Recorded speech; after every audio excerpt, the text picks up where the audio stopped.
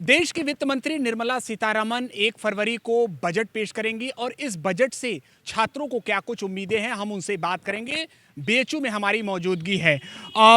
छात्र मृत्युंजय जी हमारे साथ हैं। उम्मीदें क्या है मृत्युंजय जी इस बजट जी? उम्मीदें तो बहुत है, रोजगार के अवसर बढ़ेंगे, शिक्षा में समानता मिलेगी, लेकिन उम्मीदों पे तो पानी फिर चुका है नए साल में ना। इन्होंने जो विभाजनकारी नीति लागू किया है, इससे हम क्या ही कर सकते हैं, लेकिन उम्मीदें हैं। छात्रों, हम लोग छात्र हैं, उम्मीद ही तो कर सकते हैं, और क्या करेंगे। चलिए, तो बीते वर्षों में जहां तक मेरी जानकारी है, ये 9वीं बार लगातार ये बजट पेश कर रही हैं, तो आपको लगता है कि जो बीते वर्ष की तुलना में रहा है उससे और प्रभावी होगा? क्या कुछ आशाएं हैं? जी, उम्मीदें तो हैं। जिस तरह से सरकार अपनी उपलब्धियों को गिना रही है देश में, और हम लोग छात्र हैं, और हम लोग की भी उम्मीदें हैं कि रोजगार के अवसर बढ़ेंगे, शिक्षा में समानता का अधिकार मिलेगा, शुल्क दर कम हो जाएंगे, रियायती दरों पर शिक्षा मुहैया कराई जाएगी, सभी वर्गों को भेदभाव खत्म किए जाएंगे। लेकिन समझ में कुछ नहीं आ रहा है हम लोगों को, अब क्या ही कहें।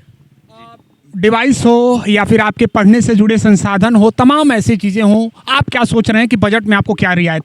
देखिए, हम तो ये सोच रहे हैं कि पहले तो हमें निराश हो चुके हैं इस सरकार से कि ये कुछ ऐसा भी लाएगी जो मध्य वर्गीय जो लोग हैं उनके फेवरेबल होगा या छात्रों के लिए कुछ होगा। ये आपको पेपर में दिखा दे रहे हैं कि हमने जीएसटी की दरें घटा दी, हमने इनकम टैक्स घटा दिया, लेकिन जब आप कैलकुलेट करेंगे नए रिजिम से तो आपको समझ में आएगा कि नहीं, आपको जितनी बेनिफिट ओल्ड रिजिम में मिल रही थी वो नए रिजिम में नहीं मिल रही हैं। तो हम उम्मीद करते हैं कि ऐसा यूनिफॉर्म टैक्स स्ट्रक्चर बनाएं या इसमें भी कुछ ऐसे संशोधन करें जिससे मध्य वर्गीय परिवार को कुछ सहूलियत मिल जाए। वहीं आप देख रहे हैं कि इन्होंने शॉर्ट टर्म कैपिटल गेंस बढ़ाया हुआ है पिछले साल से, जिससे बहुत ज़्यादा हंगामा खड़ा हुआ था। उस पर भी हम कुछ नहीं कर सकते हैं। निर्मला मैडम जी कहती हैं कि वो प्याज नहीं खाती हैं तो प्याज महंगा होगा। इस तरह की बेबुनियादी बातें हम लोग उम्मीद करते हैं कि इस बार नहीं होगी। कुछ मध्य वर्गीय लोगों के लिए भी बात करें। परिवार के लिए टैक्स स्लैब को लेकर भी कुछ आप सोच रहे हैं कि उसमें भी रियायत? बिल्कुल, हम चाहते हैं कि रिबेट मिले उसमें, जो कि सिर्फ और सिर्फ ये कागज़ पे दिखा पा रहे हैं, हकीकत उससे बहुत अलग है। एक छात्र क्या सोच रहा है इस आम बजट से? एक छात्र ये सोच रहा है कि जो ये सरकार ने इंश्योरेंस में 100% एफडीआई लाने का सोच रखा हुआ है, इससे जो इंडिया की इंश्योरेंस मार्केट है इस पर बहुत बुरा इम्पैक्ट पड़ने वाला है।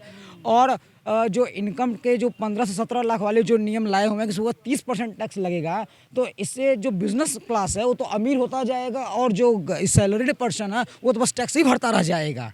और ये सरकार इंपोर्ट जो करती है, कार्स करती हैं, उसमें उसके इंचेस की लंबाई, मिलीमीटर की जो लंबाई होती हैं, उन पर जो टैक्सेस लगाते रहे, इतने ज़्यादा टैक्सेस लगा रहे हैं इससे आम जनता कार खरीद भी नहीं पा रही है। इसको और सस्ता करना चाहिए। उम्मीदें क्या है, किस चीज़ों से आप? सरकार से मुझे ये उम्मीद है कि टैक्स स्लैब्स को और परसेंटेज घटाया जाए और जो इसमें अमाउंट्स हैं उसको बढ़ाया जाए, ताकि जो 15 लाख उसको 20-25 लाख किया जाए, ताकि जो आम जनता की जेब में कुछ बचे जो खर्च कर सके। नहीं तो इस दो महंगाई दर जिस हिसाब से बढ़ रही हैं। बड़ी बात आप कह रहे हैं, आपको क्या उम्मीद है? सरकार से कोई उम्मीद तो बची नहीं है। आप देखेंगे पूर्वांचल में जो सबसे बड़ी समस्या नज़र आ रही कैंसर पेशेंट की, आप देखेंगे सबसे ज़्यादा मरीज कैंसर पेशेंट के आ रहे हैं। और कैंसर अगर बड़े लोगों को किसी को हो रहा है तो वो बाहर जाके इलाज तो करवा ले रहा है विदेश में, फॉरेन में।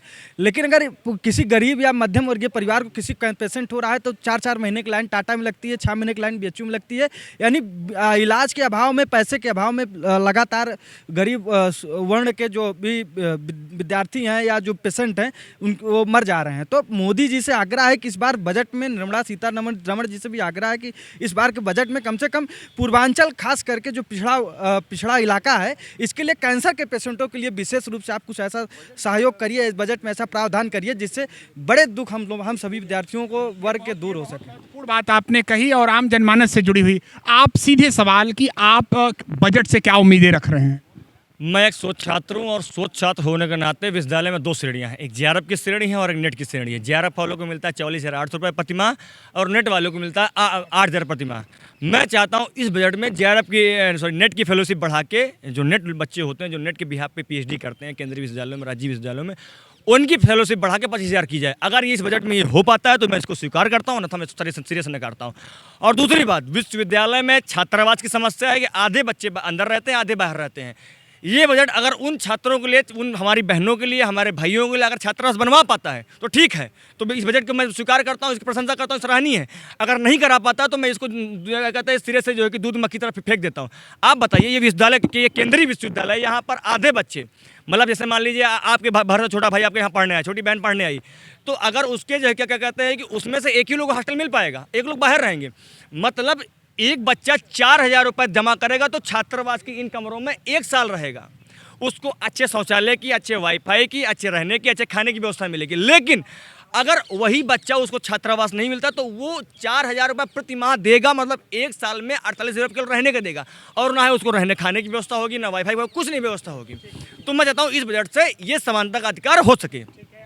अभिषेक जी, हम आपसे भी जानना चाहेंगे कि बजट से क्या उम्मीदें हैं, छात्र क्या सोच रहे हैं, बीते जो भी वर्ष बीते हैं उनमें उन उम्मीदों के मुताबिक, उन उम्मीदों की तुलना में आप इस बार क्या सोच रहे हैं?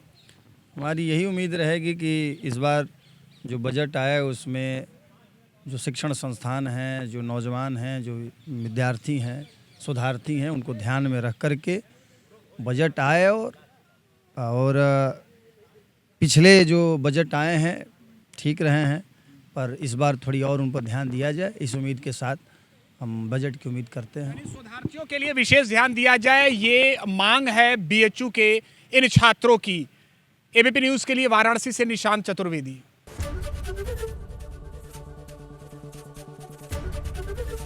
एबीपी गंगा, खबर आपकी, जुबान आपकी।